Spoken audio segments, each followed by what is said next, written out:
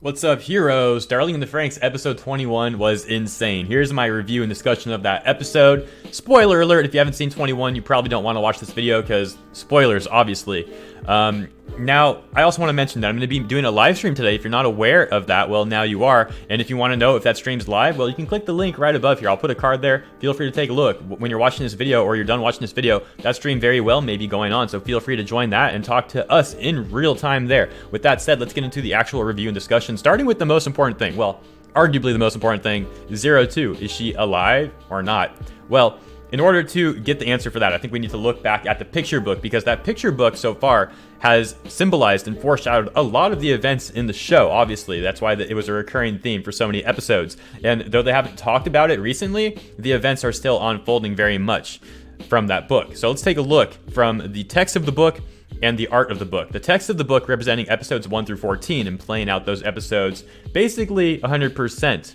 And episodes 16 and 24 through 24 rather, representing the art of the book. So notice how I said 24 and we're on episode 21. The rest of the book might play out in those coming episodes. However, they might not, because if you recall, 02 was rewriting the end of that story. And the end of the story actually seems to have concluded in episode 21. So depending on who you ask, again, there are various opinions on this at the moment. The picture book could be concluded now as of episode 21, or it could still be playing out to episode 24. My personal opinion is that the picture book is now played out as of episode 21, and 22, 23, and 24 will be the rewrite of that picture book, as 02 was already rewriting it episodes ago, back when they were at Mistelheim. Now we'll see that rewriting becoming reality, so to speak. At least that's my take on it.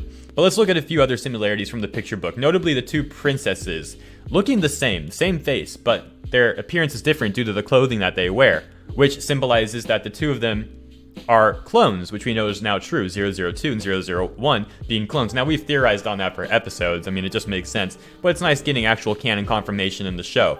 The next important thing to take a look at is the witch. The witch who turned the princess into a beast, representing Worm binding 001 to Strelezia Apath, and then 001 consuming Hero's life force, which she did say she was doing last episode, before Hero, this episode, showed her what humanity was all about, which I'll get into in a moment. More or less, though, the Beast Princess then cries over the prince, and she ends up leaving him. But this manages to free the prince. So this is exactly what's going on here, with Hero being absorbed by Worm in Strelezia Apath. But of course, 02 does everything she can to save him. And the last picture of that book shows the princess fleeing from the prince, again, to save him. But we know that 02 was rewriting this ending. So like I said, I think we'll see 22, 23, and 24 play out with that rewriting and that restructuring. But we'll see very soon in the coming weeks how that plays out. Now, there is a little bit of an issue regarding 02. I personally definitely think she's alive, but what's up with her consciousness? That's the tough part right now, because it's heavily implied that her consciousness is either bound to Strelezia Apath or actually merged with Hero. And that would be rather unfortunate, because if it would be so bittersweet, because 02 merging with Hero would signify the Jaune bird, you know, the symbolism of the two of them uniting into one entity to be complete. That would definitely play out with 02 being bound to Hero's consciousness. She'll always be there with him, they'll be complete, but she won't physically be there, so it's bittersweet. Now, there's a few reasons why I don't think that's going to be the case, but we do have to consider that that might be how Trigger's going to play this out, in which case I really hope it's not. There is a chance, though, that 001 is not entirely dead yet. Her consciousness may also be inside Strelezia Apath, which means she could forcibly remove 002, I should just say 02, 02's consciousness from Apath, and then her physical body is still there. So the Klaxor princess, it looked like her physical body was gone, and her consciousness entirely moved on to Apath. 02's body is physically still there at the end of the episode, albeit her horns are crumbling away, but she is still there. The horns crumbling away, to me, that just feels more like cliffhanger bait. Like they want us, you know, it's cliffhanger bait. They want us to talk about this. They want us to be unsure if 02 is going to live or die. And usually when that happens in the show, it's because that character is going to live. And they just wanted to hype it up and get at the fans' emotions, which is definitely going to happen this episode. But there's more to it than that, too. It's not just cliffhanger bait. It is the fact that, like I said, the Klaxor princess, her being merged with Strelezia Apath, she could forcibly remove 02. 02's mind, her consciousness, her soul from Apath, and send it back to that physical body, which is still there in the cockpit, so to speak. So we'll see if it plays out like that. And this whole situation can also reference the opening 1, where 02 comes out of a stampeding mode Strelezia. It crumbles away. Hero saves her. But the thing with that is that scene already did play out in episode 15, where we saw Hero come to 02, who was in stampede mode, and he saved her then. So would they really reference that twice? I feel like they would more so reference the second opening. But in the second opening, 02 fades into Hero, reinforcing the fact that 02's consciousness may be merged with Hero's, and that we really might not see 02 return to her physical body, which I really hope isn't the case. But even if I hope that's not the case, I do have to acknowledge that it is very possible that that's how this is going to play out. I just hope that's not how it's going to play out. There is still some merit, though, to 02 living outside of Hero's consciousness in her own body again, and that really comes down to the repopulation of Earth. It's really foreshadowed heavily that Hero and 02 will live together to repopulate the Earth, which will then become humanity's once again. Free from Verm's rule, free from apes' corruption and brainwashing, and free from the Klaxosapiens being the rulers of Earth from below. Humanity will get Earth back once again, and it'll be repopulated by humanity, which could include the new version of Klaxosapiens, aka Hero and 02. 02 said she wasn't able to reproduce, but that could have been implying that she was not human, and everyone else that she would consider reproducing with, including Hero at the time, is human. But we know Hero isn't entirely human, neither is 02. Perhaps they are compatible with each other. Also, the fact that Kokoro has a baby heavily implied that the Earth will get repopulated, and I'll talk more about that in a second, because that's going to play into the potential Season 2 that's coming up. Let's talk about the Klaxor Princess a little bit more, as we were just discussing her. So, the Klaxor Princess, definitely the Blue Oni, but it's interesting because Hero was, Hero never became the Blue Oni fully, but we saw that he had those blue horns coming up. Plus, Hero's personality is the classic Blue Oni trope. Paralleling, or is that, I don't know if that's the right word. You have 02 who's the Red Oni, you have Hero's personality being the Blue Oni. They bounce off each other. I'm forgetting the exact word I want to use here. But the thing is, Hero never fully became the Blue Oni. And actually, the one who did was the Klaxosaur Princess, which I'm not going to go scrolling through all this for. I'm just kind of, I'll leave it at that for now. The Klaxor Princess achieved the full Blue Oni form, and she already was basically the Blue Oni, but this episode, when her horns grew, merged with, 02's there, we saw that was indeed like the Blue Oni confirmed. So if the Klaxor Princess was the Blue Oni and the Klaxor Princess is now gone, that means that spot is now open, and who would be the best candidate to become the new Blue Oni but Hero? So it makes sense that Hero would need a Red Oni to complement his Blue Oni, which would indicate that 02 will live, not just in his consciousness, but live entirely. Blue Oni, Red Oni, complementing each other. If it's just a Blue Oni with a Red Oni inside, that's not so much complementing each other as becoming an entirely different entity that's not a Blue or Red Oni. And it seems like they're going to continue that trope, the Blue and Red Oni trope, so that's more weight to 02 living. But again, this is all speculation, really. So it's interesting because Hero, during their discussion, the Klaxor Princess and Hero's discussion, it seemed like Hero reminded her of what humanity was, what these emotions are, because during the flashback we saw of the Klaxosapiens living, they looked very similar to humanity, They were technologically advanced, but the people were walking around, talking, doing very human things. But after the Verm attack, they were forced to evolve. Millions of years they evolved into pure weapons, more or less. We already know how that story went. I don't need to recap that.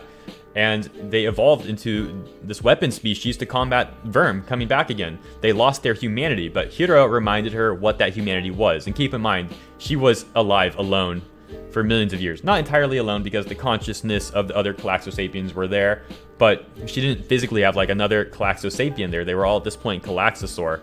So still very lonely existence. And it's amazing that Hero got, even after being, having that mindset for millions of years, that changed mindset, Hero was still able to tap into her and awaken her old mindset and remind her what that is. And that's why she was down to give Earth back to the humans and, accept that maybe the humans can take out Verm, and she doesn't have to live this sort of life anymore with the Klaxosapiens ruling Earth. And in a way, she was doing to the humans what Ape was doing to them. So she's ready to free them and accept the fact that she can move on. Her species can move on. And again, that would free open the Blue Oni trope, the Blue Oni role to Hero. Now let's talk about Dr. Franxx a little bit. Honestly, he's my favorite character in the show, just because he seems like the most complex character. I mean, 02 is a pretty complex character too, but Dr. Franxx seems a bit more complex. His backstory was a little bit more interesting to me, and I liked seeing how he changed over all these years. He changed, but he still kept, like, his end goal was still the same, but his perception of kindness and humanity changed as well.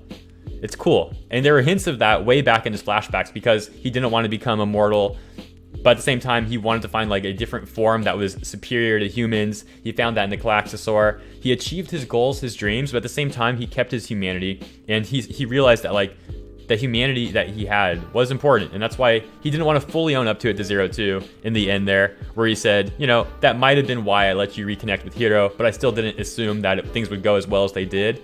He was like kind of playing the tough love kind of card there, but then 02 actually accept his apology and everything. She forgives him. He got like the best redemption he could possibly get. And I'm very happy with Dr. Franxx's conclusion. I kind of wanted him to live until the end of the show, but I didn't assume that he would live until the end of the show. I assumed he would RIP, and I'm glad that even though he RIP'd, he got the best ending possible for him. Very interesting character. Dr. Franxx was awesome. RIP Dr. Franxx. Let's talk about Ikuno briefly. Ikuno has white hair. Not good. It's not looking good for Ikuno. Ichigo and Goro, also not looking great for them. Did they RIP or not? Again, more cliffhanger bait. Ikuno, cliffhanger bait. 02, cliffhanger bait. Ichigo and Goro, cliffhanger bait. Now, I've been theorizing that Goro will RIP for months now. He was the first character I strongly said I think will not make it to the end of the show. His death flags are super high. And I still kind of feel that way. The thing is, I'm not really sure which characters will live and die now besides 02 and Hero.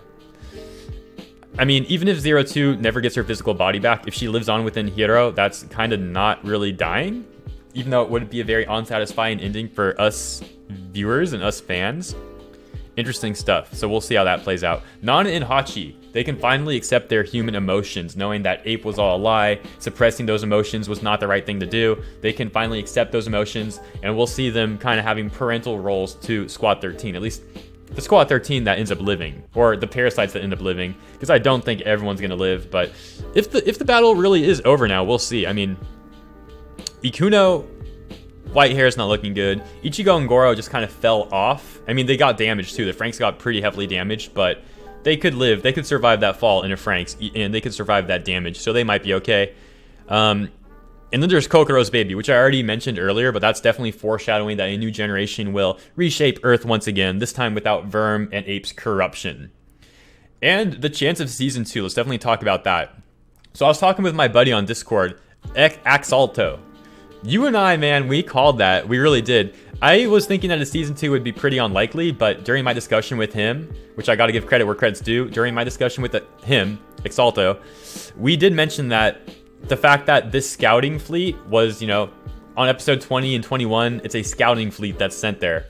And that only leaves 3 episodes for the scouting fleet to be defeated or rooted, and for the main army to come, for a battle with the main army to happen, all these character arcs to be resolved, and for the epilogue to happen, which in this case, my theory is the repopulation of Earth, the scorched Earth, the ruined Earth, now given to humanity, but there's a lot of work that needs to be done. So that's a lot to tie in 3 episodes. But now that we know that Verm is defeated, the scouting fleet is defeated, and they said that they will return, I think that opens up the possibilities greatly for a second season, or if anything, for the manga to be continued past where the anime ends, and eventually they might adapt those manga arcs into actual anime adaptations.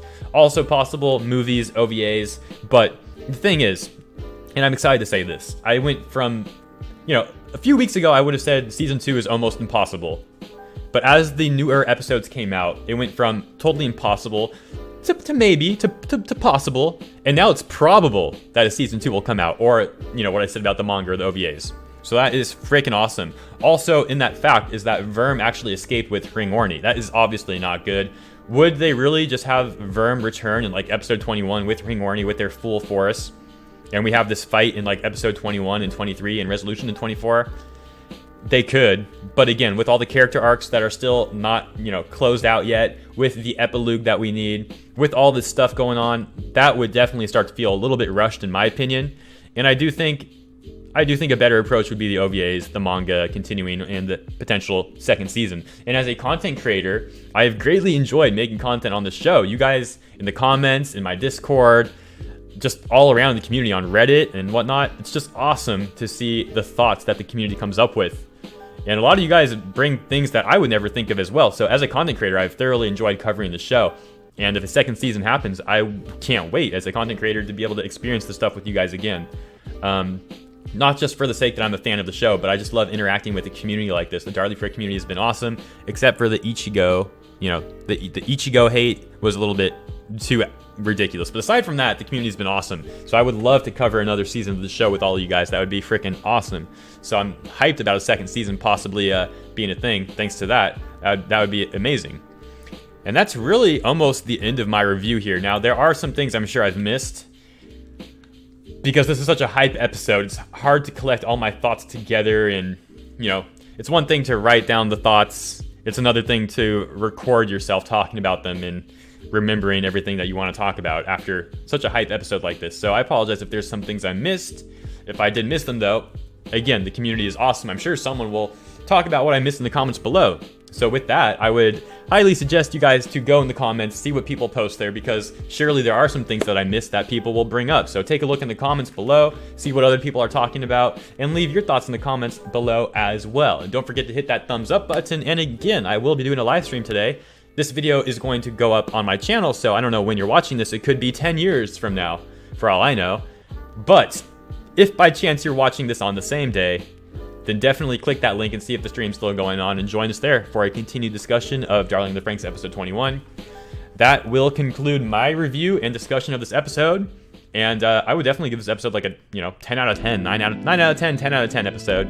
This whole series has been amazing. That's my review, and I'll see you guys very soon. Peace.